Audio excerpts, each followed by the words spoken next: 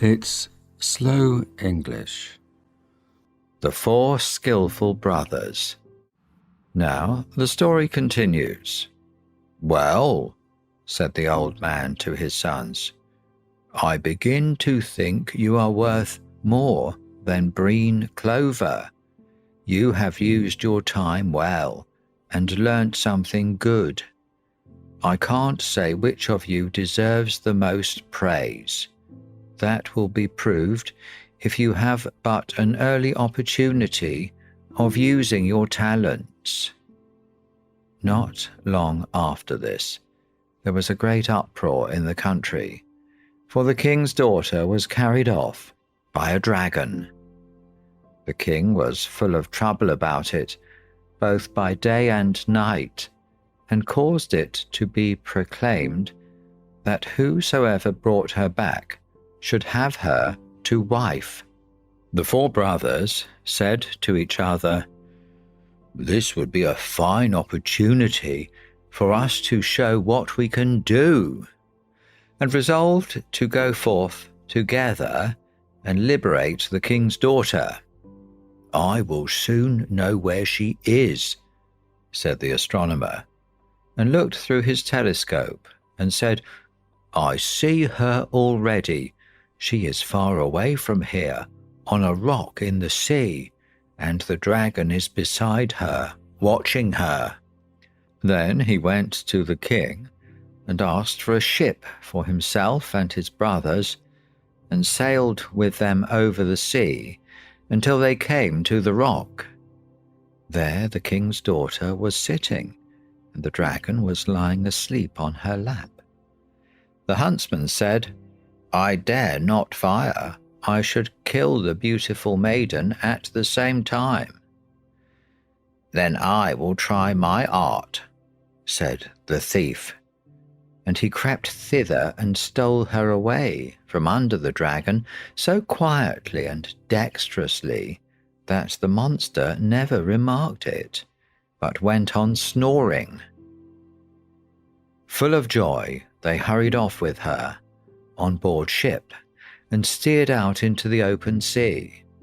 But the dragon, who, when he awoke, had found no princess there, followed them and came snorting angrily through the air.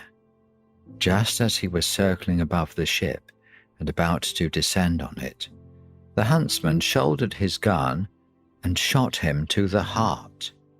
The monster fell down dead, but was so large and powerful that his fall shattered the whole ship. Fortunately, however, they laid hold of a couple of planks and swam about the wide sea.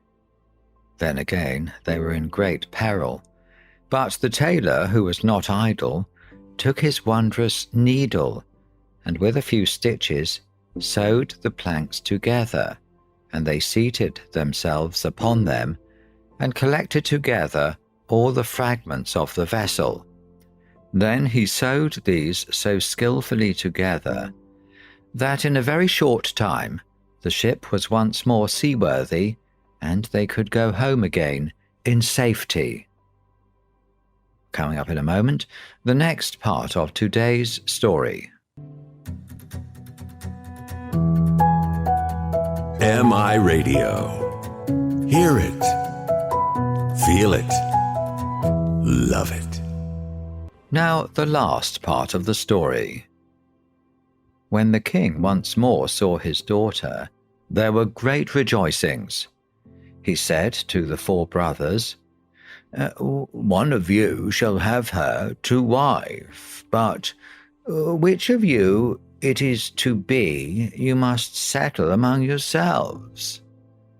Then a warm contest arose among them, for each of them preferred his own claim. The astronomer said, "If I had not seen the princess, all your arts would have been useless, so she is mine." The thief said, "What would have been the use of your seeing if I had not got her away from the dragon, so she is mine?" The huntsman said, "You and the princess and all of you, would have been torn to pieces by the dragon if my ball had not hit him, so she is mine. The tailor said, and if I, by my art, had not sewn the ship together again, you would all of you have been miserably drowned, so she is mine. Then the king uttered this saying, each of you has an equal right, and as all of you cannot have the maiden, none of you shall have her. But I will give to each of you as a reward half a kingdom. The brothers were pleased with this decision and said, it is better thus than that we should be at variance with each other. Then each of them received half a kingdom, and they lived with their father in the greatest happiness, as long as it pleased God. And that's the end of the story. This is Slow English. MI Radio.